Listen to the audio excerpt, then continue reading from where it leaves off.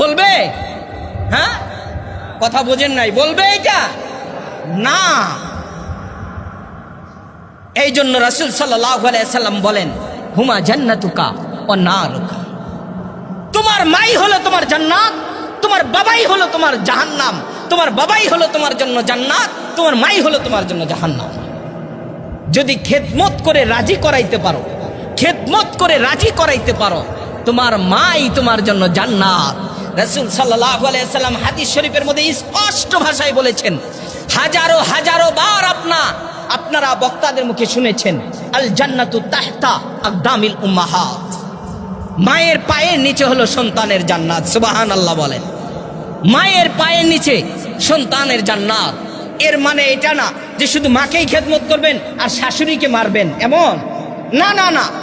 তুলনামূলক শাশুড়ি যদি আপনার থেকে ভালোবাসা পায় 19%, আপনার মা পাবে 20%। বলেন সুবহানাল্লাহ।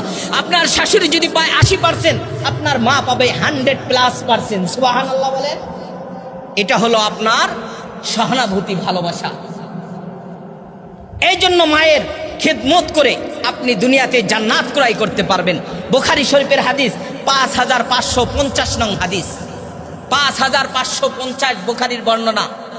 রাসূল সাল্লাল্লাহু আলাইহি সাল্লাম বলেন, ইন্নাল্লাহা হাররামা আলাইকুম উম্মাহাত, ইন্নাল্লাহা হাররামা আলাইকুম উকুকাল উম্মাহাত। তোমার মায়ের সাথে তুমি নাফরমানি করিও না। তিরমিজি শরীফের হাদিস, রাসূল সাল্লাল্লাহু আলাইহি সাল্লাম বলেন, রিজার রব্বি ফি রিজাল ওয়ালিদি ওয়া সাখাতুর রব্বি ফি সাখাতিল ওয়ালিদি।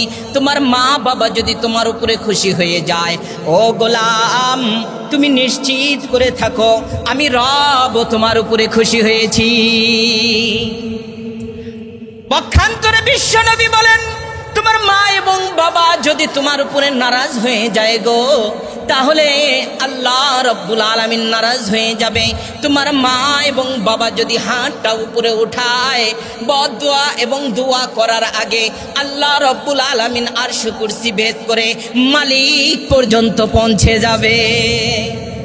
আপনি হাজী হয়েছেন, আপনি এলাকার চেয়ারম্যান হয়েছেন, আপনি এই মসজিদের খতিব হয়েছেন, আপনি সেনাবাহিনীদের কর্নেল হয়েছেন, আপনি এই পৃথিবীর যত পদমর্যাদা রয়েছে সব কিছু নিয়েছেন, কিন্তু মা বাবার সাথে খারাপ আচরণ করেছেন।